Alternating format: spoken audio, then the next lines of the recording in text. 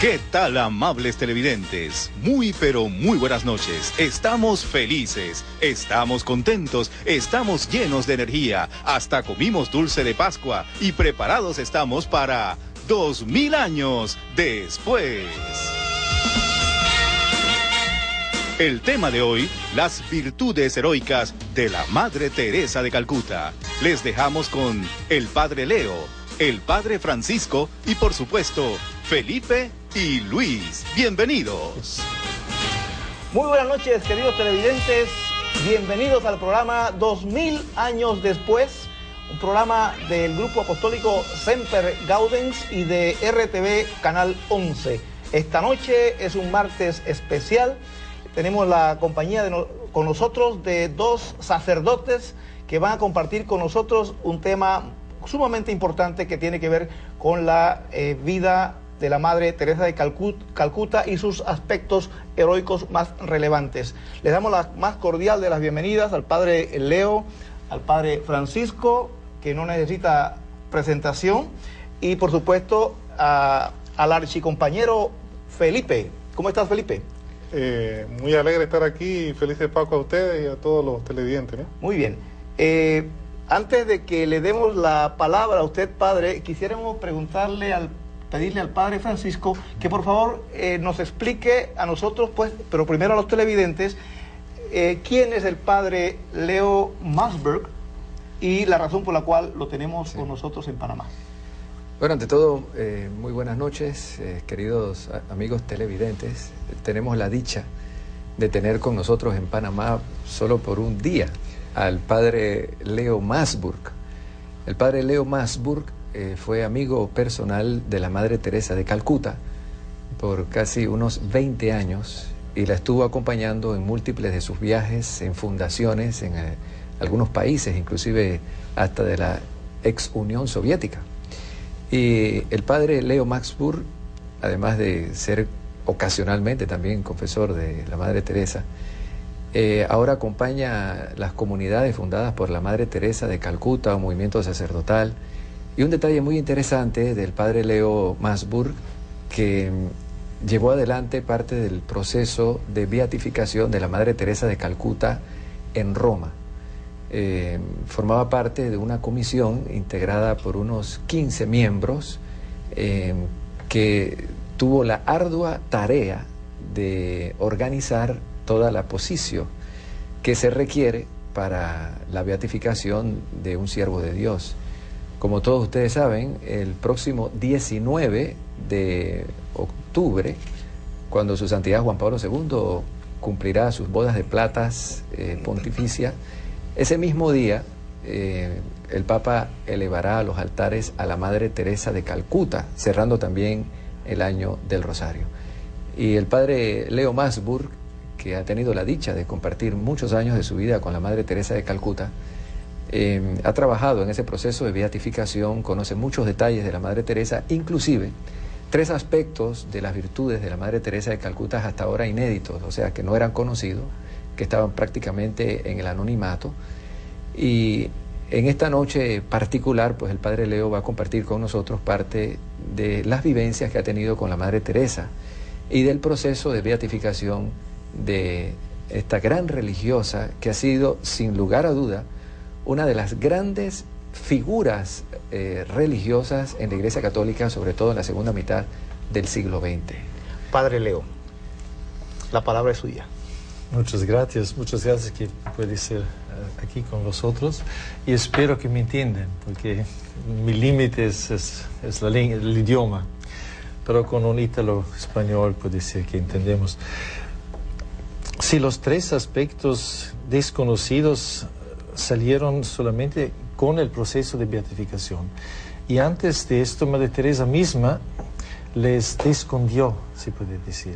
Nunca le hablé de estos aspectos.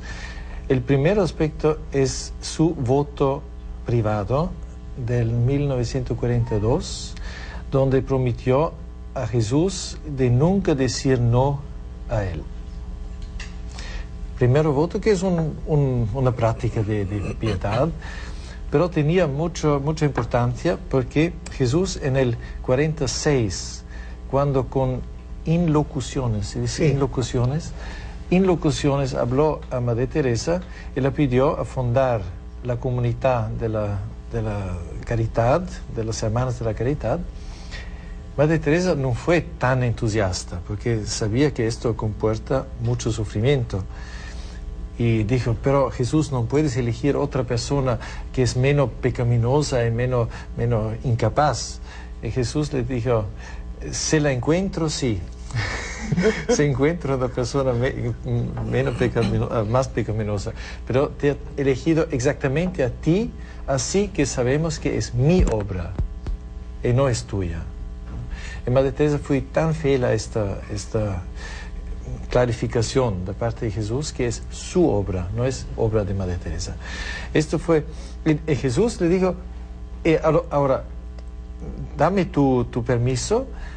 Mira también la humildad de Jesús, dame tu permiso, que tú me ya prometiste de nunca decir no. Y se refiere a este voto del 1942. Esto fue el segundo aspecto interesante. El tercero, después la fundación, Madre Teresa empezaba a experimentar la noche del alma. Noche oscura. Noche oscura del alma, que significa que no tenía consolaciones, no tenía sentimientos que la ayudaban en su trabajo. Dijo también, el cielo está cerrado para mí. Creía. Él lo describía. Se sentía así. Así, el cielo está cerrado. Y no sé si hay cielo, no sé si hay paraíso. Muchas veces no siento que hay Dios. Y también mis oraciones vuelven como cuchillos en mi corazón. Cuchillos. Como cuchillos en mi corazón. Esta frase me impresionó mucho porque exprime esta solitud también. Y todavía tengo una gran sed de Dios. Es interesante, es un fenómeno místico que no es tan fácil a comprender. ¿Por cuánto tiempo, padre, más o menos la Madre Teresa vivió en esta aridez espiritual? En el 1950, y con una excepción de, puedo decir, un mes, en la data de la muerte de Pío XII. Madre Teresa describió que el cielo de nuevo está abierto, pero ya un mes después la misma aridez del alma. Y no sabemos si antes de su muerte terminó este sentimiento.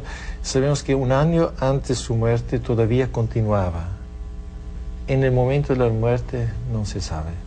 O sea que fueron casi 35 años que 35 la Madre años. Teresa de Calcuta, no obstante todo ese fervor apostólico que siempre la acompañó, sus viajes continuos. Y también su alegría, su también su fuerza, también nosotros fue la abuela fuerte, feliz, organizadora, siempre alegre, siempre humorística. Siempre alegre. Siempre alegre. Esto, miembro de su comunidad. Bien. Siempre En el alegre. Señor. Sí. En el Señor, obviamente, claro que sí. Y por eso, para nosotros era un descubrimiento pesado. Descubrir que sufría tantísimo, en todo en secreto. Nunca hablaba, ni a sus hermanos, ni a otros. Nunca se quejó de esa noche oscura. ¿Cómo sabemos de esto? Solamente por dos razones, porque el arzobispo de Calcuta, Perrier, jesuita, la obligó a escribir todo por la fundación. Y Madre Teresa le dijo, pero usted deben destruir mis cartas, después leerlas, claro. Pero el padre sabía que no tenía a esta obediencia y no la destruyó. Y después su muerte salieron estas cartas. Primera. El otro, encontró una vez Madre Teresa en un aeropuerto americano, un sacerdote holandés. Le hablé y dijo, ¿puedes tú dar un retiro a mis hermanas? Y después empecé una conversación escrita sobre el asunto de la noche espiritual, de la noche del alma. Sí. Esto padre solamente cuando ya trabajemos en la causa, llegó y dice, tengo cartas de Madre Teresa, puede decir que a usted le interesa. Sí, para los queridos televidentes que acaban de sintonizarnos, el padre Leo Masburg es de Austria. De Austria, sí, de Viena. De Austria, conocemos a Austria por algunas películas en cine. Yo al menos, me tengo que conformar con eso. Music. Algunos, Salzburg, la ciudad de aquí. Salzburg, Mozart. Algunos han ido allá, pero algunos tenemos que conformarnos con verlos en el cine. Y no tenemos kengurus. ¿Verdad? No. Para aquellos que nos están viendo de estos lugares. Australia. Y también el padre Francisco Verar, pues que ustedes lo conocen, es el director de Radio María. Vamos a hacer una pequeña pausa para preguntarle rápidamente, padre, sobre Radio María, porque muchas personas que conocen Radio María, hay unas que las conocen, otras que no lo conocen. Nosotros a veces hemos mencionado a Radio María porque también Semper Gaudens cuenta con un programa todos los miércoles a las 9 ahora, ¿verdad? O a las 10. A las 9 de la noche. Al ritmo que vamos, como que vamos para abajo, ¿no? Bueno, pero no vigilia. importa, a esa hora hay más audiencia, sí. Hay más audiencia. Entonces, padre, ¿podría usted hablarnos, según su método, un poquito de Radio María? Sí, con mucho gusto. Bueno, casualmente el Señor utilizó la figura del padre Leo para traer acá a Panamá a Radio María hace unos 6 años. Porque en ese tiempo el padre Leo Masburg pertenecía al comité central de Radio María. Y como éramos amigos, o nos hicimos amigos a razón de Radio María, pues gracias a su gestión pudimos empezar la labor de Radio María en Panamá. Radio María es un proyecto actualmente de evangelización único en el mundo. Actualmente está en los 5 continentes y hay ya al aire 34 países que tienen la dicha de tener una programación de 24 horas que acompaña la vida espiritual de los radioescuchas. Este proyecto surgió en el año 82 de una manera muy sencilla en Italia y a los 4 años fue creciendo de una manera en que la iglesia o los mismos integrantes de la primera Radio María no se lo esperaban. Fíjense que hoy día ya hay 34 naciones que tienen Radio María. Prácticamente en América, todo el continente, desde Canadá hasta Chile, solamente queda Cuba, Honduras y Puerto Rico. Fuera de esos países, todos los otros países del continente ya tienen Radio María al aire y otros 4 o 5 están en proyecto en estos momentos de iniciar las transmisiones. Inclusive hay un proyecto para Bangladesh, en la India, ya comenzó en Rusia. Es un proyecto de evangelización prácticamente en donde el 99% de los voluntarios llevan adelante esta obra de evangelización poniendo sus talentos al servicio de esta obra de evangelización. Sin nosotros esperarlo, porque Radio María no surge como un proyecto planificado de la iglesia, ha surgido de una manera espontánea y quienes creemos en la obra de evangelización que lleva adelante Radio María sentimos que ha sido un proyecto que la misma Providencia ha confiado a la Santísima Virgen María, ya que en cada país quienes llevan adelante ese proyecto de evangelización están consagrados a la Virgen. Y la forma en que trabaja Radio María en Panamá es muy similar a la de otros países. Ya inclusive hasta en la Unión Soviética, en Rusia, está Radio María, que está haciendo un gran bien. Y curiosamente el director es católico, pero todos los otros sacerdotes que trabajan y laicos son ortodoxos. Y también es una señal de ecumenismo. Sí. Padre Leo, yo soy un poquito aquí como necio, pregunto cositas pensando un poco en lo que me gustaría escuchar si estuviera sentado allá en mi casa viendo el programa en este momento. Usted mencionó hace un momento una palabra, beatificación. ¿Podría explicarnos qué significa beatificación?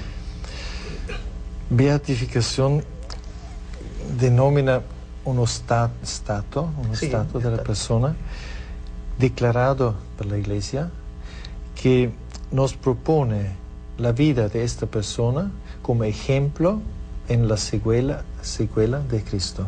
El seguimiento. El seguimiento de Cristo. Cristo tiene todas las virtudes y unos santos expresan en modo particular estas virtudes. Esto es muy claro en Madre Teresa. Expresaba virtudes particulares del Señor mismo. Y por eso la Iglesia lo propone como ejemplo a nosotros para seguir. Ajá. Eso es lo que es entonces el proceso ese de beatificación. Y ahora entramos en más detalle, pero tenemos que irnos a un breve receso para que tomemos energías y volvemos de inmediato.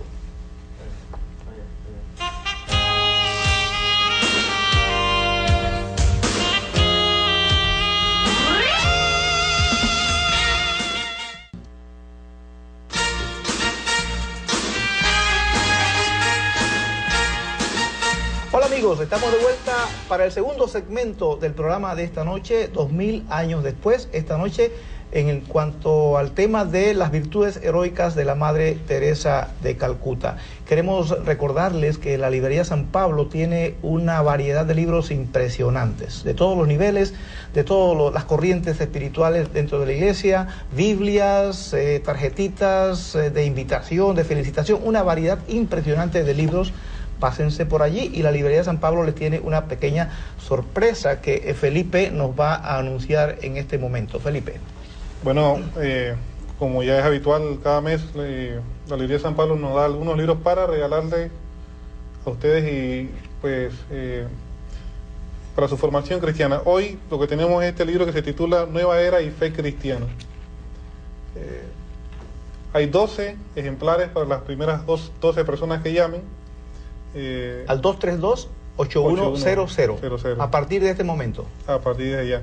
Y obviamente son libros que tendrían que retirar los ganadores a partir del próximo jueves en la librería San Pablo, que queda atrás del Dorado, y tienen una semana para retirarlo. Si no lo retiran, entonces se regala a otra persona. Este libro pues lo recomiendo, es bueno, y básicamente lo que hace es que va desgranando una definición de la nueva era que dio el Papa Juan Pablo II a los obispos de Estados Unidos. Es bastante muy bueno y lo recomiendo. Sí, además queremos enviar un saludo a un niño que está de cumpleaños, cumple 3 años esta noche. Él se llama Juan Pablo, no segundo, se llama Juan Pablo Batista, está cumpliendo 3 años de edad esta noche y su mamá mañana cumple también, la señora Sara de Batista.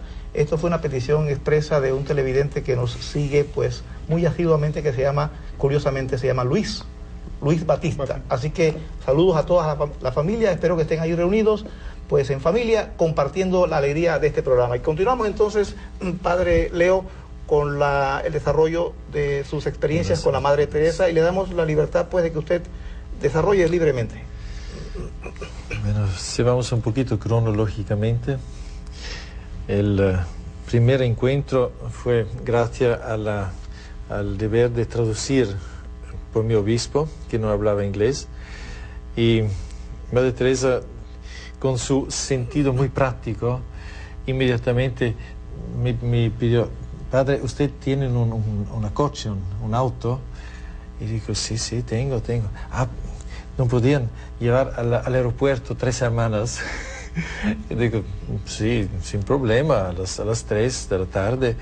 A las 3 fue en este lugar para recoger las hermanas, y vinieron con cada uno con una caja abierta, y digo, pero ¿usted dónde viajan? Ah, vemos en Argentina, desde Roma, ¿no? Fue a Roma esto. Pero cuando le han dicho de viajar, esta mañana. Tenían 6 horas para prepararse, porque tenían los votos en la mañana, y después del voto, Madre Teresa sobre un pequeñito papel le dice: querida hermana, te envío a Argentina, Rusia, Polonia, Panamá, no sé, y salieron. Esto fue mi primera impresión de la obediencia de las hermanas, de la disponibilidad, que son completamente... Pero pasa igual con ustedes, ¿no? ¿No es cierto? Ustedes, los sacerdotes, también tienen... No tanto. Primero hay un diálogo y... Si una persuasión. Un diálogo. Hay una decision making, construir la decisión, el decision taken. Sí. Se habla de 2 etapas. Obediencia dialogada. Sí. Obediencia dialogada, no es la obediencia de vida de antaño. pero obediencia es libertad, obediencia es pertenecer a Cristo. Esta es la interpretación de Madre Teresa, que siempre repitió los votos de castidad, obediencia y pobreza son solamente medidas para pertenecer completamente a Cristo. El carisma mismo es pertenecer a Cristo, ser suyo. Esto él mismo lo vivió La obediencia, en modo heroico, ejemplar. Entonces, padre, pero haciendo un paréntesis dentro de su desarrollo cronológico, la beatificación es un proceso previo a otro. Por ejemplo, la canonización es la consecuencia o no necesariamente viene la canonización después. No necesariamente, pero si el santo, el beato, tiene una importancia que supera su comunidad, su orden religioso o su país, en este momento se puede llegar a la santificación, que es proponiendo el beato por toda la iglesia. Sí, padre, La Iglesia Universal. quiero hacer una preguntita, espero no ser travieso con la pregunta, pero yo estudio las vidas de los santos y me impresionan tanto y trato de agarrar lo que pueda. Pero ¿por qué no habrá más santos laicos? Hay muchísimos. Juan Pablo II en esto yo creo que ha superado cualquier pontífice. Y muchos de los beatos y santos que el Papa dentro de su pontificado ha elevado a los altares, un gran número son laicos. Inclusive ha sido el primer Papa que ha canonizado un matrimonio, marido y mujer. Inclusive dentro de la lista de espera de beatificación y canonización hay muchos laicos. Debemos recordar sobre todo aquellos que han dado la vida por Cristo en el martirio, en la persecución, un gran número son laicos. Ahora, las noticias que a veces más cobran realce son más bien religiosos, sacerdotes que han sido fundadores de comunidades. Esto se debe a que hay una praxis en la Iglesia desde los primeros siglos de considerar como virtud heroica también la vida religiosa como tal, como un compromiso serio de consagración, y dentro de esa vida religiosa sobresalen también, a razón de la vivencia de los consejos evangélicos, algunas virtudes que se han considerado vivencia en grado heroico. Y de allí tenemos el ejemplo de la Madre Teresa de Calcuta y de tantos otros fundadores que han sido beatificados y canonizados en los últimos decenios, ¿no? Sobre todo el magisterio de Juan Pablo II. Pero todavía hay algo que llama más la atención, que dentro de las canonizaciones hay pocos obispos y cardenales y papas. Y esto no porque no hayan virtudes, sino precisamente por la influencia, como bien lo menciona el padre Leo Masburg, la influencia que han tenido en las diferentes naciones y países, donde hay una veneración antes inclusive de la muerte, una estima, un respeto hacia estas personas. Sobre todo ahora con el magisterio de su santidad Juan Pablo II, y en esto Juan Pablo II ha rebasado todos los otros papas. El proceso de beatificación ya no tiene la praxis que antes tenía, ¿no? No es tanto considerar si hay milagros, por ejemplo, en la vida de un santo o grandes testimonios heroicos. Se trata más bien de una investigación científica, partiendo de una biografía y de personas que conocieron al siervo de Dios que se estudia. Pueden haber casos extraordinarios, ¿no? Como San Juan Diego, ¿no? Que su proceso de beatificación se llevó a cabo 4 siglos después. Pero en otros casos los procesos son bastante recientes, después de la muerte. En el caso de la Madre Teresa hay un detalle muy interesante, ¿no? Porque ha sido el único caso que la Santa Sede eximió de 5 años previos antes de la apertura de la causa. El Papa Juan Pablo II dio el permiso para que a los 2 años se comenzara de inmediato el proceso de beatificación de la Madre Teresa. Algo completamente inusual. Y en los tiempos modernos es la beatificación más rápida. Yo creo que el más rápido fue a Sant Antonio de Padua, entre un año, pero fue para aclamación, no con los procesos modernos. Proceso moderno. El segundo fue San Francisco, tu patrono, Sí. en 2 años. Queremos informarles a los televidentes que los libros ya se agotaron.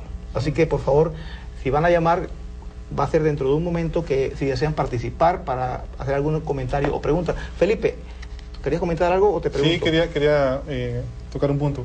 Pero el milagro sigue siendo requisito en el proceso de beatificación y luego otro milagro para la canonización. Sí.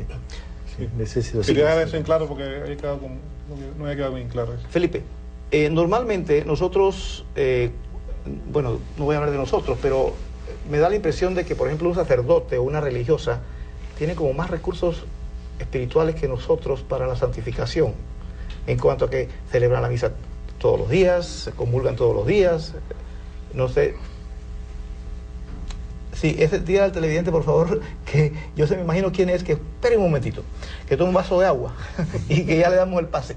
Y entonces, Felipe, para el laico, ¿cómo podemos, digamos, qué recursos tenemos, contamos para también tratar de alcanzar la santidad, pero de una manera, digamos, que eficaz, no haciendo cosas que son impropias? Bueno, la clave está en lo que tú terminas diciendo, no haciendo cosas impropias al estado de vida. Lo importante es caminar buscando la santidad en el estado propio de vida. O sea, yo como laico no voy a buscar santificarme actuando como un sacerdote y viceversa. El sacerdote no tiene que ponerse camisa a la moda y irse a la discoteca para ver si se hace santo. Por eso es que ellos están vestidos como sacerdotes, ¿no? Como debe ser. Como debe ser, sí. Entonces, esa es la clave. Ahora, accidentalmente yo diría que quizás tiene un medio ambiente más propicio en cuanto a que están a lo mejor más cerca de la capilla, en la vida de la parroquia, pero como causa final yo diría que tenemos la misma posibilidad porque la gracia de Dios es la misma para el sacerdote y para el laico. Madre Teresa, en este asunto ha dicho una cosa muy bonita y muy clara. Cuando los periodistas le preguntaron, pues Madre Teresa, usted tiene esta fama de santidad, ¿qué usted dice de esto? Madre Teresa nunca negó, dice, mira, la santidad no es una vocación de pocos, pero es una simple vocación para ti y para mí.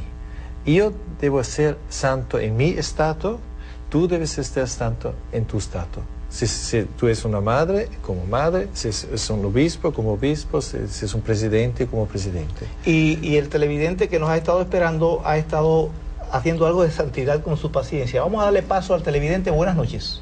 Sí, muy buenas noches, Dios les bendiga a todos. Gracias. Sí, hay unas interrogantes. Primero, son algunas preguntas, ¿no? Por favor, una, porque tenemos poco tiempo. No, te las voy a hacer rápido.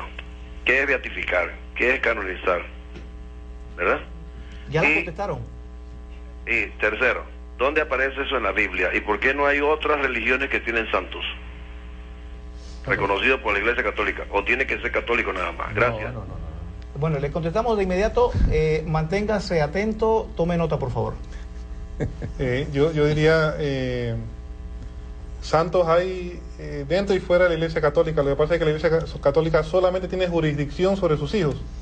Entonces no va a ir a declarar un santo de una iglesia, ponga usted cuadrangular o triangular o pentagonal. Eso le correspondería a sus líderes, digámoslo así. Sí. Entonces, para empezar en cuanto a la última parte de la pregunta, la primera parte la explicó el padre y pueden volver a... Mire, yo creo que en cuanto a religión hay un vacío, ¿no? En cuanto a cultura religiosa.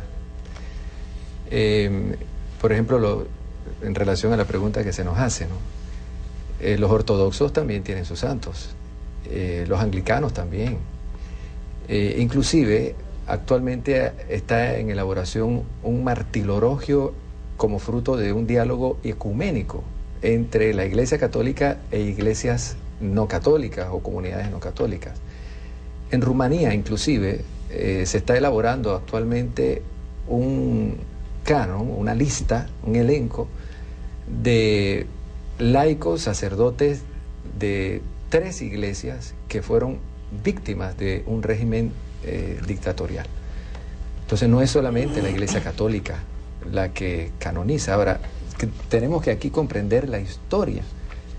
Desde luego que ahora hay un proceso que lleva adelante pues la Santa Sede, pero en los primeros años no fue así. Fue más bien el pueblo de Dios quien espontáneamente comenzó a venerar a ciertos testigos de la fe que provenían del martirio.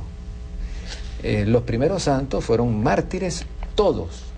No hay un solo santo en los primeros siglos de la Iglesia, los primeros 4 siglos, que no haya sido mártir. Cuando cesaron las persecuciones, entonces se consideraron otras virtudes heroicas, sobre todo vinculadas a la virginidad y a la castidad y al testimonio heroico de la fe.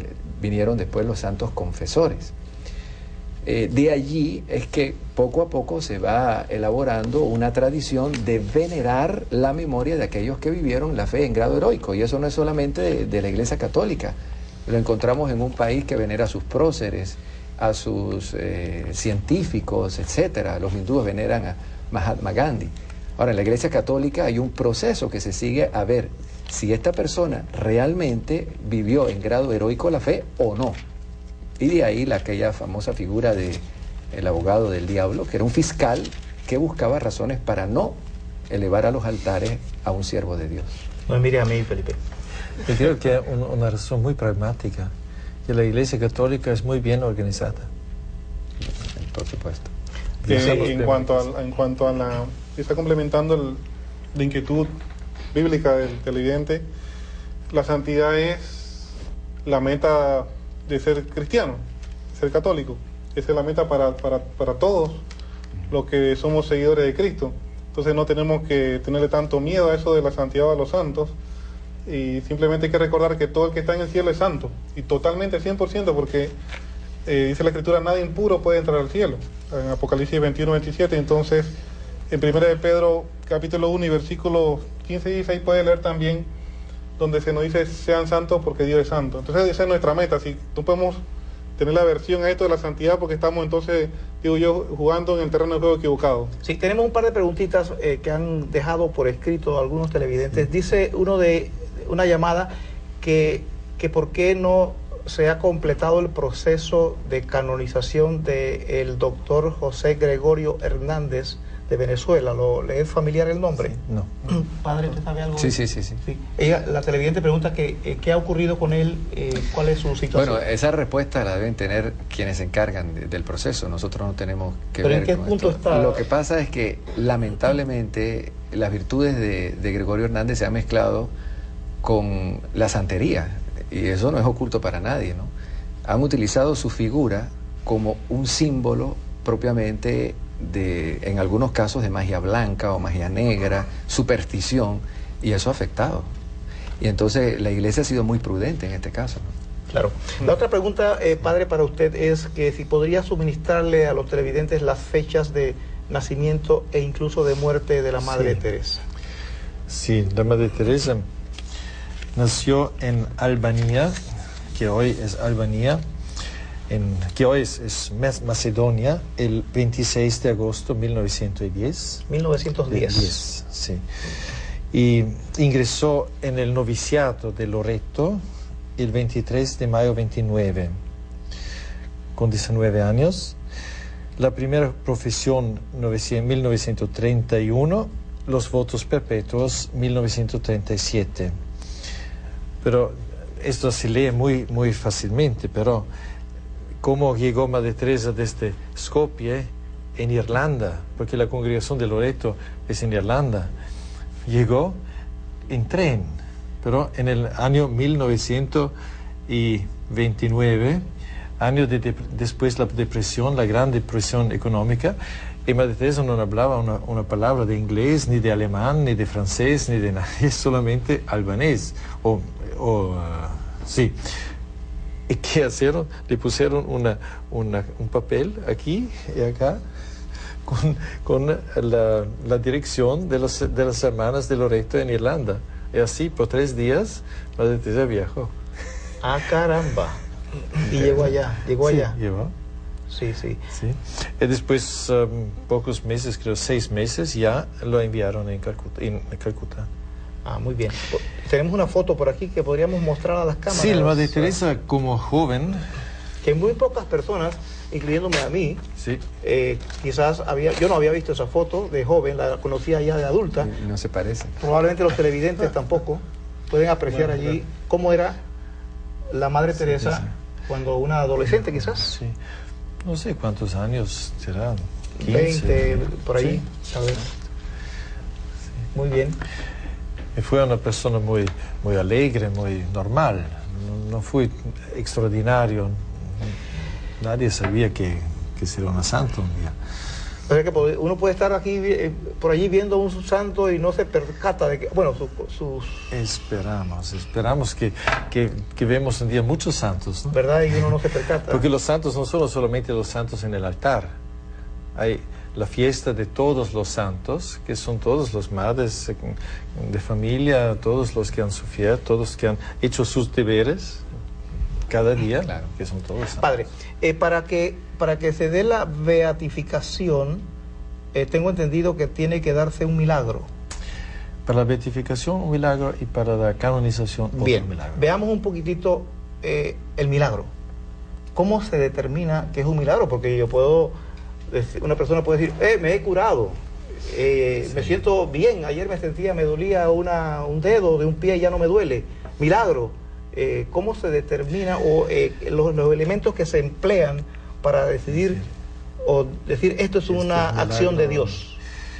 Hay dos aspectos. Uno es que el milagro no es explicable con medios humanos, la inexplicabilidad.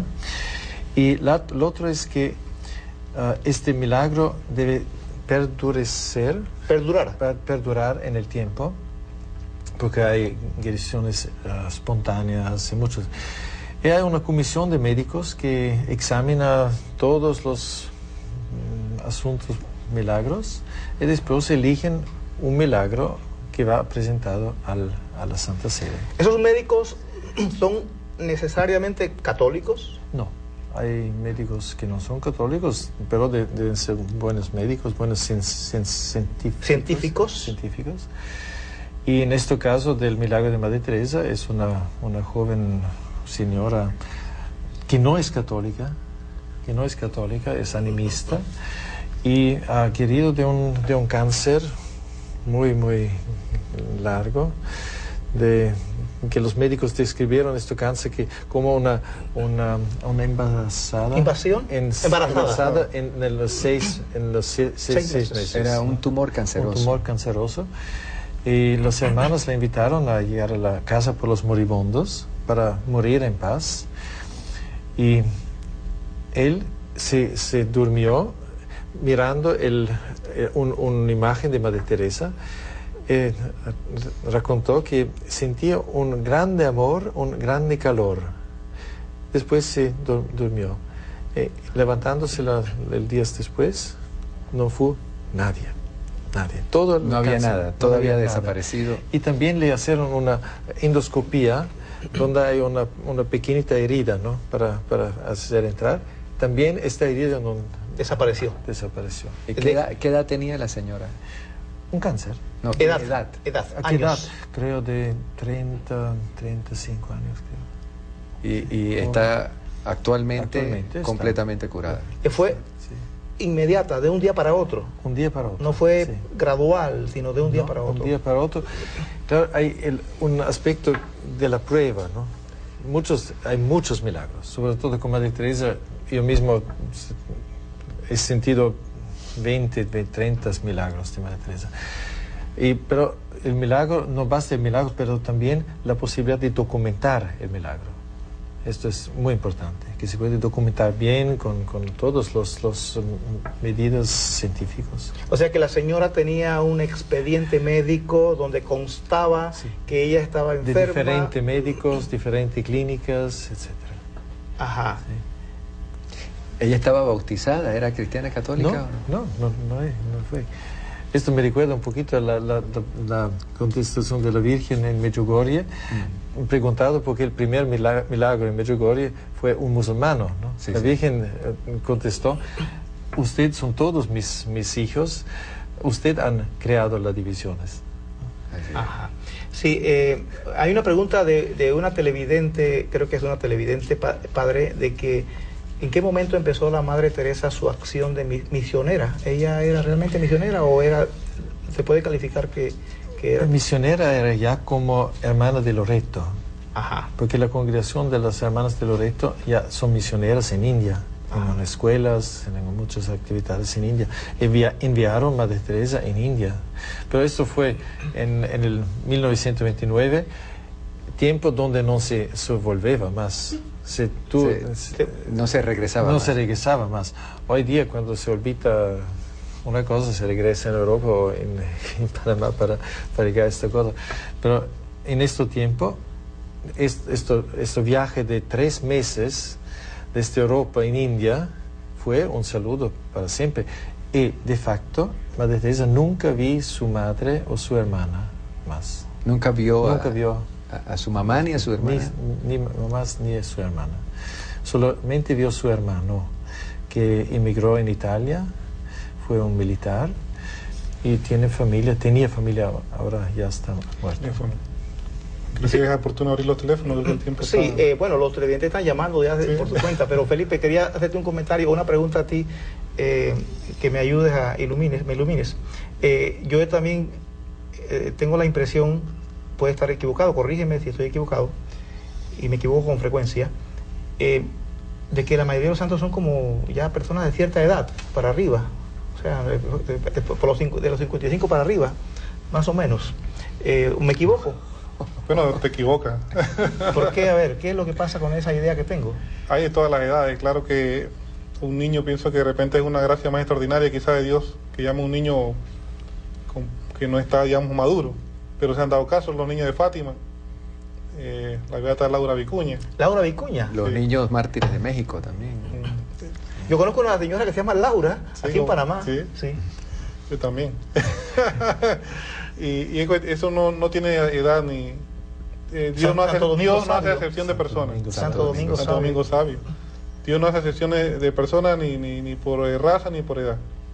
La gracia de Dios es disponible para todos. También hay que aclarar, ¿no?, que son muchos más los que no están canonizados ni beatificados que los que han sido beatificados y canonizados. Y eso responde también a la inquietud que me decías, ¿no? Porque en proporción quizás menos laico, hay muchos más santos que han vivido en el anonimato, que han muerto en olor de santidad, de los cuales han sido canonizados. Por eso no nos debe preocupar, ¿verdad?, en proporción y por naciones cuántos hay. Lo que importa es que todos a la hora de morir lleguemos al cielo. Los santos son para nosotros un ejemplo de vida, un estímulo, que así como ellos vivieron la fe en grado heroico, también nosotros lo podemos hacer, cada uno según su estado. Tenemos una llamada, le damos paso. Buenas noches. Buenas noches. Adelante. Felicidades a estos sacerdotes que no solo lo son, sino que lo aparentan. Que andan con su cuellito. Óigame, una preguntita. ¿Y usted cree que eso es importante? ¿Cómo? ¿Usted cree que eso es importante? Digo, bueno, yo creo que hay que ser hombre y aparentarlo, ¿no? Ajá. Igual ser sacerdote y aparentarlo. Solo los bomberos tienen su uniforme, los policías también. ¿Y eso usted cree que lo ayuda a usted en su caminar? Por supuesto, yo cuando veo a un cura ahí en el súper me perfecto. Digo, tengo que acordarme de Cristo. Adelante, entonces, prosiga. Yo tengo una pregunta. Yo quisiera saber, todos estos santos, en su camino a la santidad, ¿verdad? Porque la santidad es un camino largo, siempre tienen un talón de Aquiles, un pecado en el cual tienen que esforzarse más para superarlo. Si en el caso de la Madre Teresa, si hay alguna documentación de alguna lucha espiritual que ella haya tenido, en especial en un pecado en que ella tuvo que luchar más. Yo no sé si me explico. Sí, está clarita su pregunta. Ok, gracias, buenas noches. Muchas gracias, caballero, por su llamada. Creo, para contestar, la primera cosa es que todos los santos son humanos, son normales, son personas como nosotros. Y santos es un desarrollo poco a poco, es una lucha continua. Y también Madre Teresa seguramente luchaba en modo extraordinario contra muchas cosas, contra la vaguidad, de ser vago. De ser vago. Porque viajando, Vagancia. por ejemplo... Vagancia, pereza. Pereza. Sí, por ejemplo, viajando, cada 2 días cambió sitio, ¿no? En medida por 20 años. Pero cambió muchas veces las zonas del tiempo, desde Europa, Estados Unidos, India. Llegó e inmediatamente comencé a trabajar en el ritmo del país.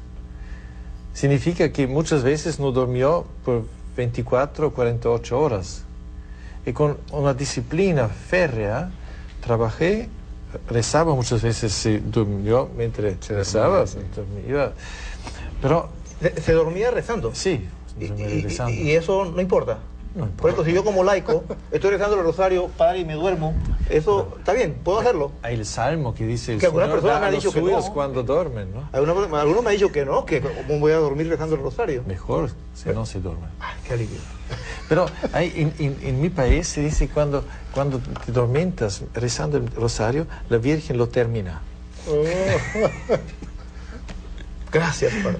Tenemos otra llamada, le damos paso. Buenas noches. Sí, muy buenas noches, caballeros. Bienvenido. Felicidades por el programa que están realizando. Muchas gracias. Bien, mi pregunta sería, ¿puede un sacerdote que ha solicitado una dispensa o ha sido bajado al grado laical alcanzar la santidad y reconocida por la Iglesia Católica? Yo no veo por qué no. Ahora, habría que ver cuáles fueron las razones del por qué se le dio la reducción al Estado. Si ha sido una situación de escándalo, seguramente que no. Porque definitivamente en esa situación no hay virtudes heroicas, ¿no? Pero hay casos en donde ha fallado un tribunal y se le ha dado una pena a un sacerdote y después en la revisión del proceso se dio cuenta la misma iglesia que había sido un error en el proceso. Y, por ejemplo, en el caso de San Luis María Griñón de Montfort, ahora me viene a la memoria, en algunas diócesis donde él predicaba, le había sido prohibido por un vicario general de pastoral predicar en la diócesis. Y por eso por acusaciones falsas que le hacían. Una vez muerto y se hizo todo el proceso de investigación, se dio cuenta la misma iglesia que no había razones para tal disposiciones, ¿no? Y eso en nada empañó las virtudes heroicas de San Luis María Griñón de Montfort. Creo que hay un caso muy famoso en las misiones en China, donde los primeros misioneros, ahora no me recuerdo el nombre de este santo, pero fue un sacerdote misionero con su comunidad perseguido y él se escondió todo el tiempo para escapar la persecución, y celebraron en clandestino la misa cada semana, otro lugar, y un día con un traidor lo descubrieron, todos los 400 personas más el sacerdote lo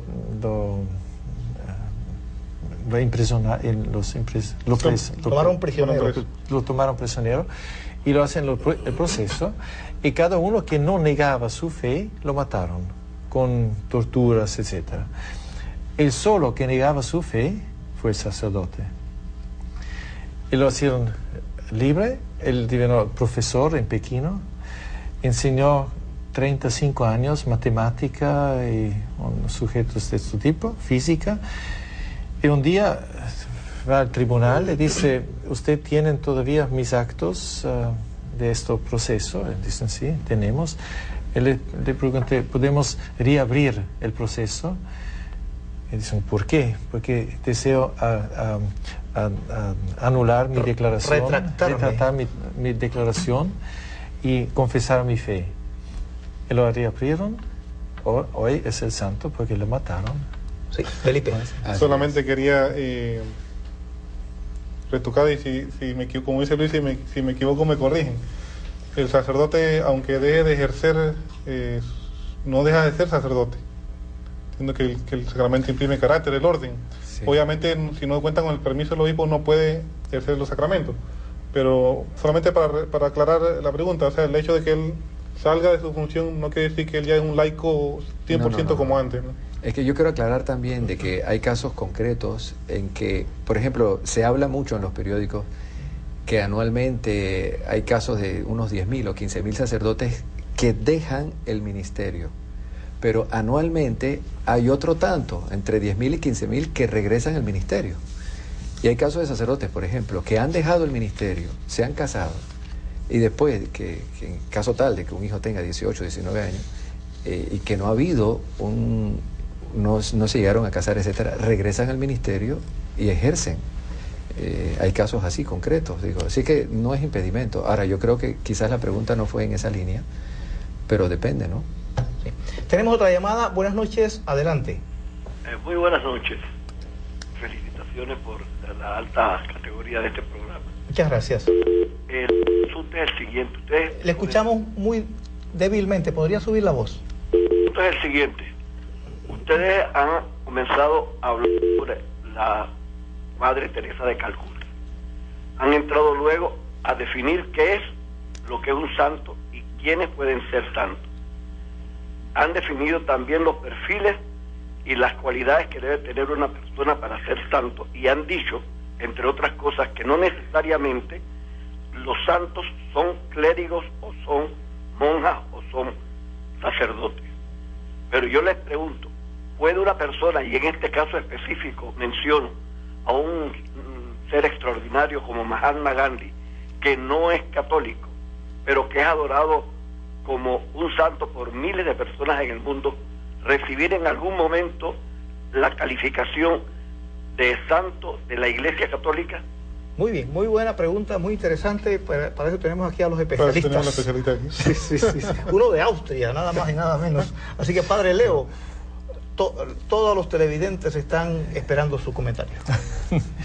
Es muy simple, que el santo es la persona que es en la verdad. Jesús ha declarado de frente a Poncio Pilato: por eso he venido para dar testimonio de la verdad. Y quien quiera es de la verdad, escucha mi voz. Santo no si es porque el Papa lo declara, santo si es porque es en completa armonía con la voluntad de Dios. Esto se puede como católico, como cristiano y como no cristiano. Pero claro que Jesús ha llegado exactamente para ayudarnos a conocer la verdad y a entrar en la verdad. Y con eso nos ha ayudado a ser santos. Sí, tenemos otra llamada, le damos paso. Buenas noches. Sí, buenas noches. ¿Podría...? Lo felicito por su programa. Gracias. Muy interesante. Quiero saludar a todos los del panel, especialmente al padre que siempre lo escucha en Radio María. Al padre Francisco. Sí. Mejor conocido como el padre Paco. ¿Aló? Sí, le escuchamos. Sí, la estamos escuchando. Es un padre que llena mucho cada vez que está en la radio.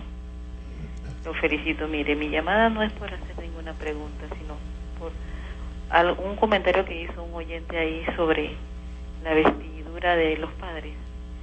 La verdad que sí es importante que un padre siempre siga la vestidura de padre. Es muy importante. Todos los padres no la aplican, no sé por qué, si es que están autorizados, si eso se contempla, de no tener el distintivo de padre. Para mí sí es muy importante. No soy una mujer joven ni vieja, pero yo recuerdo desde muy pequeña ver el respeto que uno tiene en el momento que uno los ve. Otra cosa que le quería decir al padre Francisco,